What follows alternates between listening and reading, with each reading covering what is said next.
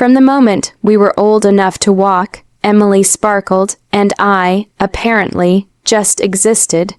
She had the kind of charm that made people forgive her before she even did anything wrong. Her laughter filled rooms, and her presence drew eyes like gravity. I used to think it was magic, the way she could make even our strict father soften with a single word.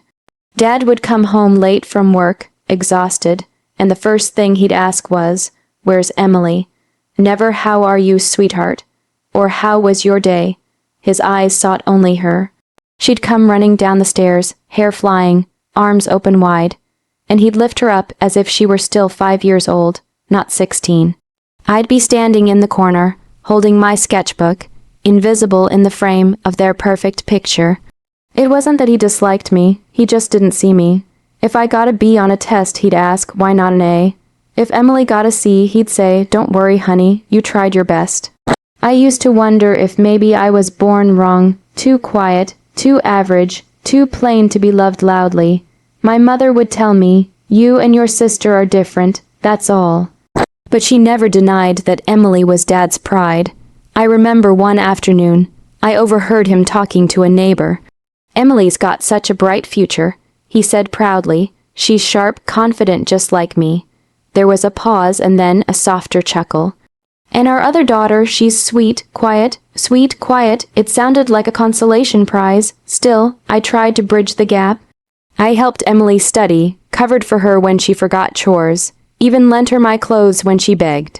She'd thank me with a hug and a smile that never quite reached her eyes.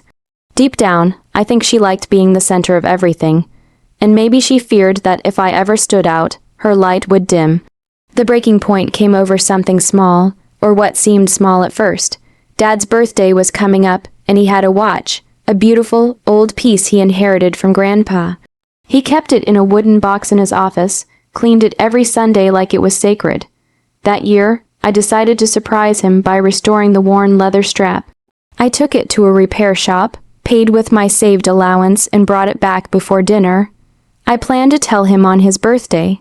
But the next evening, Dad stormed into the living room, his voice booming. "Who touched my watch?" His tone froze everyone in place. The watch was gone. I looked at Emily, confused. She looked back, eyes wide, too wide. Then she said softly, "I don't know, Dad, but I did see her near your office yesterday." I blinked. I was just, but Dad didn't look at me, not really. He looked through me, disappointment already written across his face. That was the moment I felt the walls of our home shift, just slightly like the first crack before the whole structure falls apart. I didn't know it then, but that was the beginning of the end. The house was thick with tension that evening, the kind that seeps into the walls and makes even the air taste bitter. Dad's voice had lost its calm.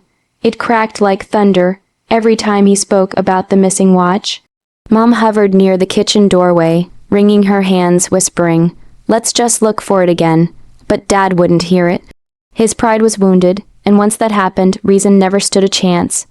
He searched every corner of his office, drawers open, papers scattered, the air smelling of cologne and fury.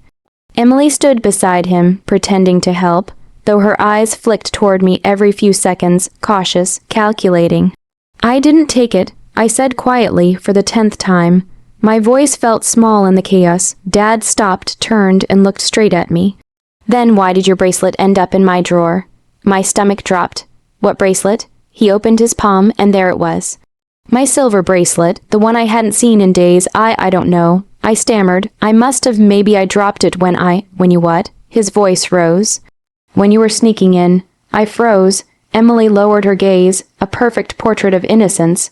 "Dad, maybe she just." She began softly, but her tone was heavy with suggestion, not defense. It was the perfect trap. She wasn't accusing me outright. She was letting him draw his own conclusion. My father's eyes burned into me. "After everything I've done for you, you steal from me, from this family." Tears blurred my vision. I swear I didn't." "Then tell me where it is." "I don't know." The words echoed empty. I could feel Mom's silent plea in her eyes, begging me to say something that would make this all go away. But what could I say when the truth itself wasn't enough? The silence that followed was worse than his shouting. Dad exhaled, long and slow, like a man deciding the fate of something already dead. Then, in a low, trembling voice, he said, "Apologize or leave." My heart stopped. "What? You heard me," he said. "If you can't own up to what you did, then you don't belong in this house." Emily looked up, lips parted as if shocked, but I saw it. The flicker of satisfaction in her eyes before she looked away. "Dad, please," I whispered. "I'm not lying." "Enough." His voice thundered through the house. "Apologize."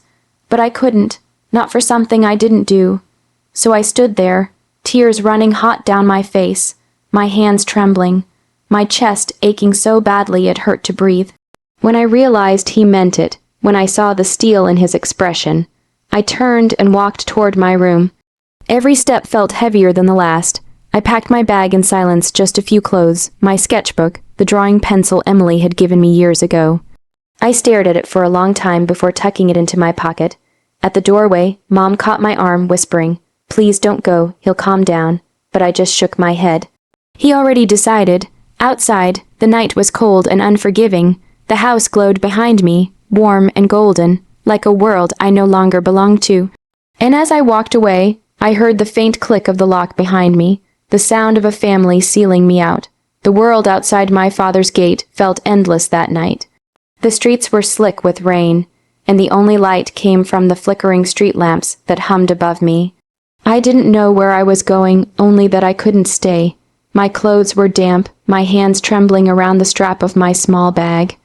I kept replaying Dad's voice in my head, sharp and final, "Apologize or leave."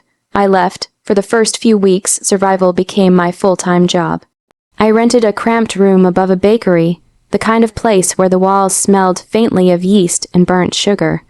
The landlady was kind enough not to ask questions. I worked part-time at a small design shop, sketching logos for local cafes, slowly saving enough to eat more than instant noodles. At night, though, the silence grew unbearable. I missed my mother's soft humming in the kitchen, the sound of Dad reading the newspaper, even Emily's laughter echoing through the hallway.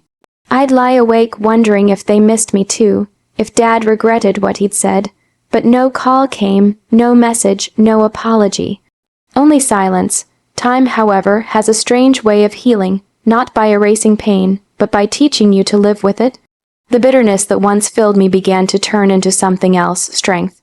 I started sketching again, pouring every unspoken feeling into lines and shapes until my pain became art. Clients began to notice.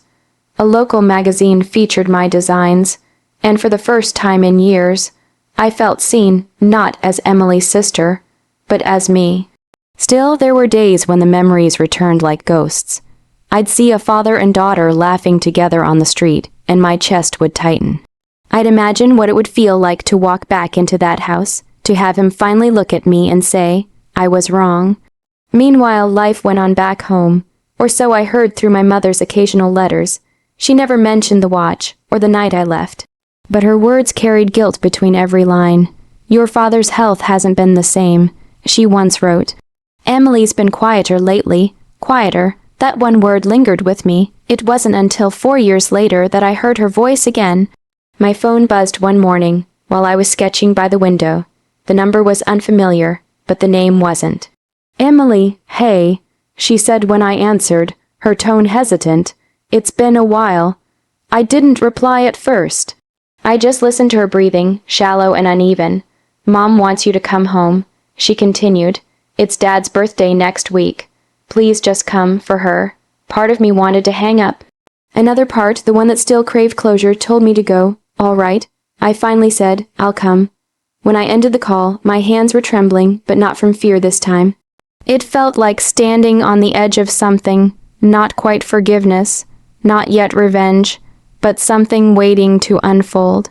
I looked out the window, at the skyline I'd built my life beneath, and whispered to myself, "It's time to go home." What I didn't know was that home was no longer the place I'd left, and Emily was no longer the sister I once knew. The house looked smaller when I returned, like time itself had pressed down on it. The garden that once bloomed with roses was now wild and overgrown, the paint on the front gate chipped and fading. For a moment I just stood there, my heart pounding. It felt strange, walking up to the same door I had left 4 years ago in tears. Mom opened it before I could knock. Her eyes glistened as she took me in, her hands trembling as she reached out. "You came," she whispered. I smiled faintly. I said I would. She hugged me tightly, like she was trying to make up for all the years that had slipped between us. The warmth in her arms felt like home, but only for a heartbeat, because when I stepped inside, I saw him. Dad, he was sitting in his armchair, older, smaller somehow, his once proud shoulders slightly hunched. His eyes lifted to meet mine, and in them, I saw something I'd never seen before, shame. He didn't speak. Neither did I. The silence between us said everything words couldn't. And then there was Emily. She stood near the window, her posture rigid, her hands fidgeting with the hem of her dress. Her hair was shorter now, her glow dimmed, but her eyes, those same hazel eyes, flickered with emotions I couldn't name. "Hey," she said softly. "Hey," I replied. Dinner was quiet, the kind of quiet where every clink of a fork sounds too loud. Mom tried to fill the space with small talk, but the air was heavy with everything we weren't saying. Finally, when the plates were cleared, Dad stood to make a toast. "To family," he said, voice trembling. "To forgiveness and to second chances." Emily's hands froze around her glass. Her eyes darted to me, then back to him. I could see her jaw tighten, the words building in her throat like a storm waiting to break. "Dad," she said suddenly, her voice cracking. "Stop," he blinked. "What's wrong?" Tears welled in her eyes. "You can't talk about forgiveness like that, not when you don't even know what really happened." The room went still. I felt my heart begin to race, but I said nothing. Emily's hands shook as she placed her glass down. "It was me," she whispered. "I took the watch. I was jealous. You were always proud of her, even if you didn't show it, and I hated it. I just wanted to be the one you looked at, so I framed her." Mom gasped. Dad's face went pale. The sound of the confession seemed to suck the air out of the room. "I lied," Emily said again, louder this time. "She didn't do anything wrong. I ruined her life because I couldn't stand sharing your love." For a long, endless moment, no one moved. Then Dad turned to me, eyes wet. "I'm so sorry," he whispered. "I can't undo what I did, but you believed what you wanted to believe," I said quietly. "And that's something I had to live with." I stood, smoothing my hands over my coat. "I forgive you, Dad, and you too, Emily, but forgiveness doesn't mean I'll stay." As I walked toward the door, Emily sobbed openly, her guilt echoing through the house. Dad's voice called after me, but I didn't turn back. Outside, the evening sky glowed with soft orange light. The air felt lighter than it ever had before. For years I had carried the weight of a lie, and now the truth had set me free. Sometimes revenge isn't anger or cruelty. Sometimes it's walking away whole, while the people who broke you are left to face what they've done. And that, I realized as I stepped into the quiet street, was the sweetest kind of revenge.